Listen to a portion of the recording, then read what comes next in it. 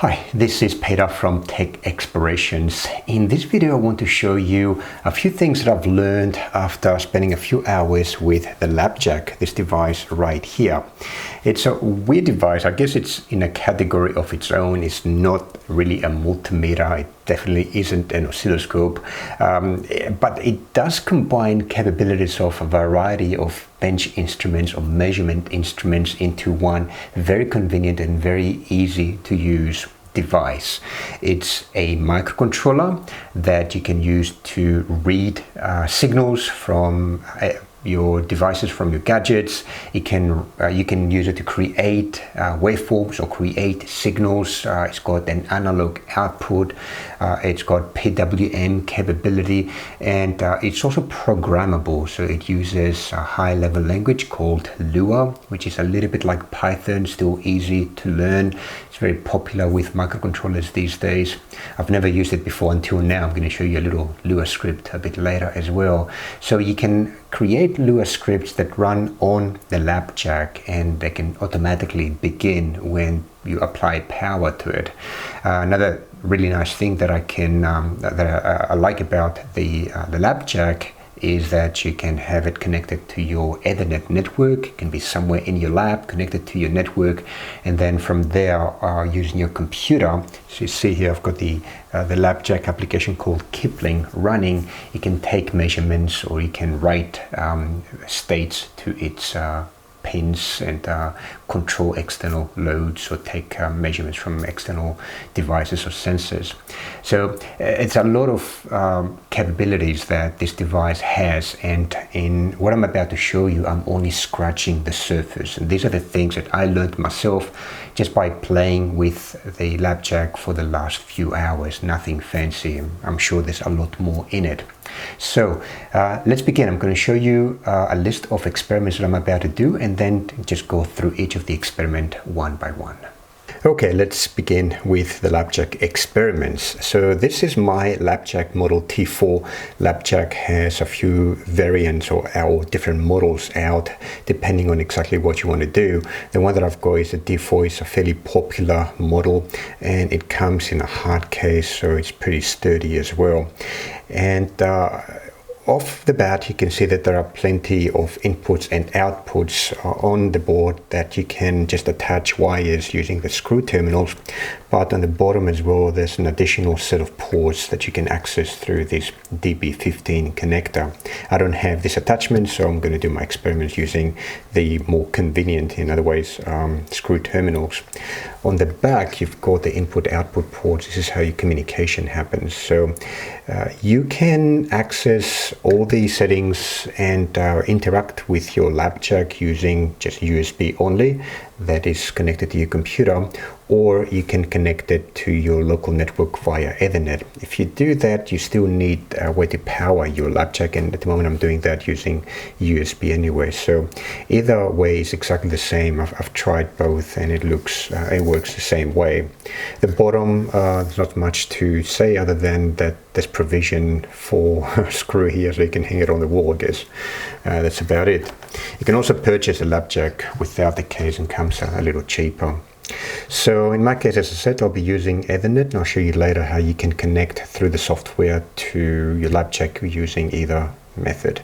I've got a couple of things already running. So I've connected an LED to one of the F ports. So the F here, as far as I know, stands for flexible. So you've got flexible input output. So you've got multiple flexible input output ports. Those allow you to do things like digital inputs, so measure the state of a signal, or write digital output. So that's what I'm doing here with this LED. You can also read a button. So I've got a button here connected to FIO4. So I can read the state of a button, but you can also use these flexible input-output ports for communications, for example, SPI or I2C and serial. Those capabilities are accessible through the flexible ports. On the other side, we've got the analog inputs and outputs. So you can see here I've got my multimeter connected to digital, I think it's 0 from my angle, yep, digital 0, the DAC 0.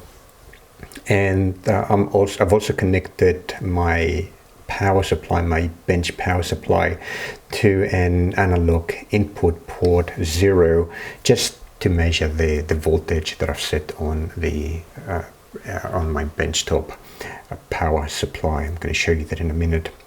The experiment that I'm going to run is to show you how you can control an LED, a button, and then how to read analog, how to read and write analog voltages and PWM voltages. I'm also going to show you how to use DAC1 by manipulating directly the register that controls DAC1 and write a 10 Hertz signal to it and be able to measure that frequency on the multimeter. What you see here, just the blinking LED, this is done through a simple Lua script. I'm going to show you what the script looks like, because I thought no introductory lecture or video is complete in electronics without a blinking LED example. So I've got that example coming up as well. Now let's have a look at the software side. There are various capabilities or various possibilities as far as software is concerned to work with the LabJack. I'm working on a Macintosh, so for the Mac as well as for Windows, the Kipling application is available. And the first thing that you see when you install Kipling actually starts here at the device info. It gives you some information about the device that you have connected to. And this is where you can also, in device selector, you can choose what kind of interface you want to use with your LabJack. My model does not have Wi-Fi, so I can use USB or Ethernet. So you plug your LabJack into your network or into your computer directly via USB. You say to Kipling that I want to find any connected devices using those two interfaces. Click on refresh devices and it will find it. And that's as simple as that. Nothing else needs to be done. I didn't even need to install any drivers. It just worked out of the box. Then you go into device info and you get information about your device, pretty straightforward, including links to example code. This is spent a bit of time myself just going through some of those links just to get the basics right. Then, this is where I've spent most of my time. It's a graphical interface where you can very quickly see what is happening with your LabJack. There's a DB15 connector, which I don't have and it's not connected, so I just played around with the available ports on the left side. There's my LabJack. These are the various ports that are available, analog on one side, digital on the other side. I'm going to come back to this later. I want to show you the register matrix. This is where a lot of the power of the LabJack is hiding, and this is where my understanding is at its shallowest. I haven't spent much time here, and there's actually a whole lot of capabilities available here.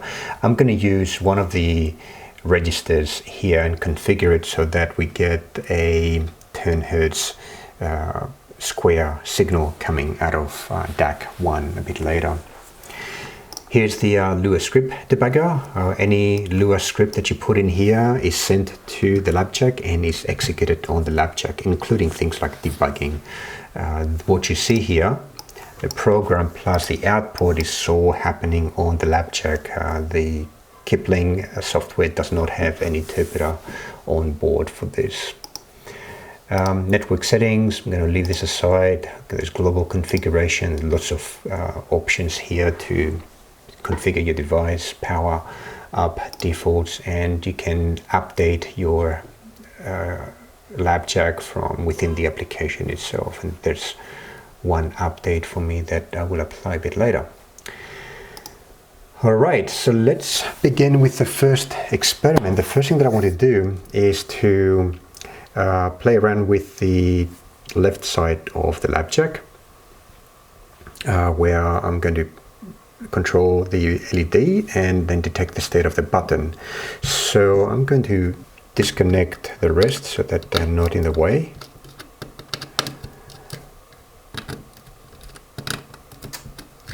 The screw terminals are very handy. All right, that's out of the way. Now I've got my Lua script running, so I'm going to stop it so that I can control manually what is happening with the LED. So I'll go to the Lua Script Debugger and click on the stop button, and the LED has stopped. All right, let's go back to the dashboard. So what I have is my LED, its anode is connected to flexible input output 7, and then I've got a little 300 ohm resistor, and the cathode is connected to ground, GND. I can simply go to my LabJack dashboard and just click on, actually configure first FiO7 to output. These are the other options, but let's go for just output. And simply clicking on this button allows me to change its state graphically. Very easy. These are the options. For input, of course, there are no options. I will just give you the state that it reads on the pin, high or low. And then for analog, it just tells you what it reads in terms of the voltage on that port. So let's go back to output and make that high. Great. That's pretty easy. What about the opposite? Let's have a look at how we can read a button. So I have connected a button here on my little breadboard. I've got one wire or one pin of the button going to ground. I've got power coming from VS, and that is connected, I believe it's 3.3 volts coming out of this pin, and I've connected that to the pull-up resistor. I've got a 50 kilo ohm pull-up resistor connected to the other side of the button, and then the sample comes from the red wire into FiO4. So you can see that right now, because of the pull-up resistor, this is FiO4, so we're looking down here, it's high. So I'll press the button to bring it down to low, detected, back to high, low, high, etc. So no fancy configuration. All I had to do was to configure this pin as an input and just wire it up, and off we go. Very easy. All right, I'm going to leave the wiring here as it is on the left side of the LabJack, because I'm going to use the LED in the end to play around with the Lua script. The next thing that I want to do is to check out the analog input ports. So I'm going to reposition my camera so you can see my benchtop power supply like that, and connect it. So yellow will go to GND,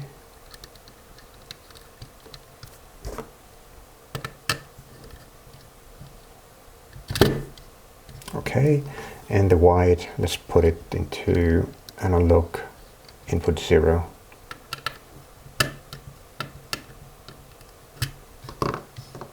All right, so I've connected my power supply right here, AI in 0, or A in 0 I should say. It's 0 volts right now. I'm going to turn on my power supply.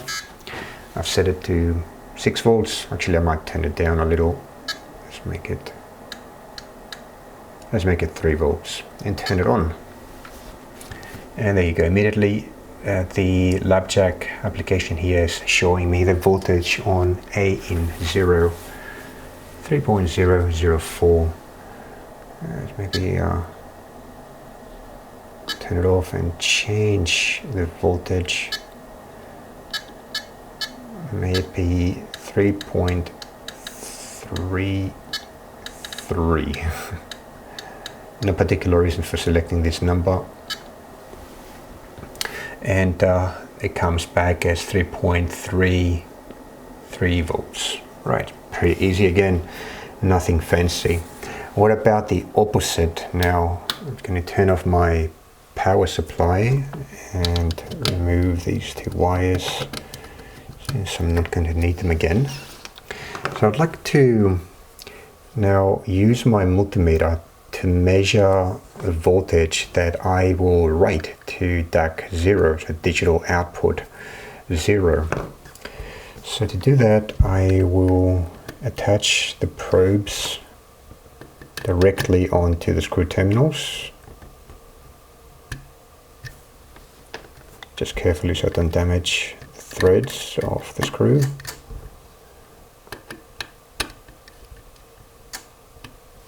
Okay, and you can see it's already running because I've set DAC 0 to 3 volts. As soon as I connected my multimeter, it was set to the voltmeter, so it gives me 2.997, almost 3 volts.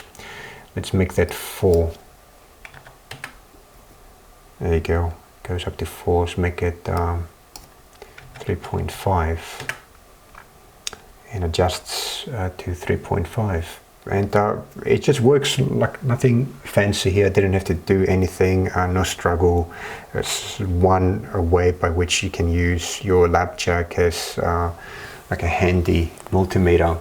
Of course, there are data logging capabilities on the LabJack, and through its application you can measure the fluctuations of voltage over time as well, so you can keep some historical data. So the applications are quite broad, and I'm just starting myself to think of the possibilities here of things that I can do with this device. Okay, so that's the DAC 0, but so far what I've been showing you was all the straightforward capabilities by interacting with the dashboard directly. But if you go to the register matrix down here, you'll see that you have access to registers like this one here, and then each register has got its own set of capabilities that you can access. As I said earlier, I'm only scratching the surface here of what is possible, but I'm just going to show you one little thing. I've already pulled up the register for the frequency out enable register, but I'm just going to clean up and show you what it looks like when you go into the register matrix page for the first time. So let's say, as I said, that I want to manipulate the register that allows me to turn on the 10 Hertz signal generator on DAC 1. I don't believe that there is such a generator for DAC 0, so I'm going to go for DAC 1. So first I'm going to change the red probe from on multimeter to go into DAC 1, because I want then to use the multimeter to measure that frequency. So I'm going to switch to frequency.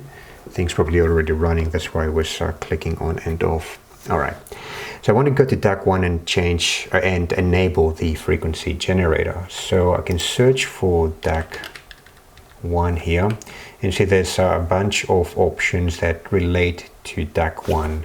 One of them is the frequency out enable. So I'm going to click on it to select it, and that brings it up here, the active registers. Those are the registers that I'm actively working with.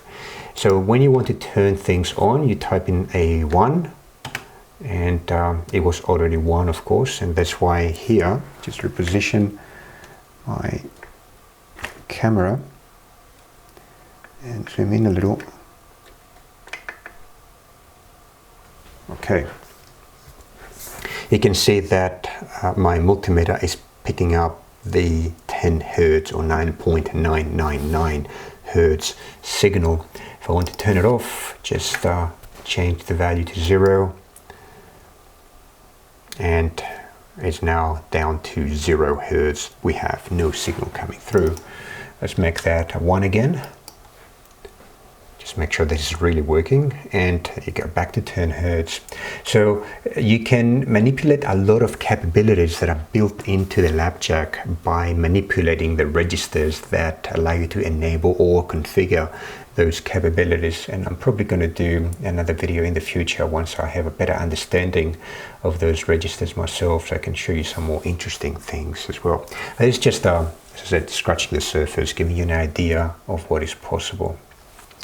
All right, there's one more thing in my list, and that is to write a little Lua script that will control the LED and will give us a blinking LED. So I based this script on an example that I got from the from the LabJack website. So you can see, you can go here, and there's a bunch of Lua Script examples. I picked probably the easiest there is, but you can see there's a big variety of examples that you can use and learn from. This is something that I plan to do later as well, but I always start with the simplest possible example, and once I've got that, I can move on to more ambitious projects. So this is Lua. I've never used Lua before. It kind of looks like Python, except that it's got the end keyword, which Python doesn't. But it's very easy to pick up, and you don't really need to complete a Lua programming course to write Lua scripts for the LabJack. So what I'm doing here is I'm setting the interval to 1000 milliseconds, and then storing that in a local variable. And I'm setting the pin that I want to control in a local variable again. And you can see here that I've got the number of that pin, or the ID of the pin is 2007. And remember that I've got my LED connected to flexible input output 7. So how do you know which ID to use for whichever port you're using and its label on the case? So here's how you do it. You go to the register matrix, you type in FIO, oops, sorry, wrong place, search FIO 7, it came up again, you can click on the I button, and you can see here that its address, it's 2007, and this is the address that you want to use in your Lua script. That's why I used it here. So we've set the address of the out pin, and then we've got a little loop which goes on forever. Check the interval, make sure that the counter has gone down to 0, which indicates that 1000 milliseconds have elapsed. Then check to see if the LED is turned on by checking on the high local variable, and if it is on, switch it to 0. Then this is where the actual writing takes place. You use the MB write function to the address of the output pin, and then you set the value, which is 0, and type is 0. This is Boolean. I guess this is Boolean. I'm not 100% sure about what this variable is, or what this parameter is, but I believe it's the 0 represents the type of signal that we are sending out. It's a Boolean signal, high or low, available only. And then this is where we turn the LED off.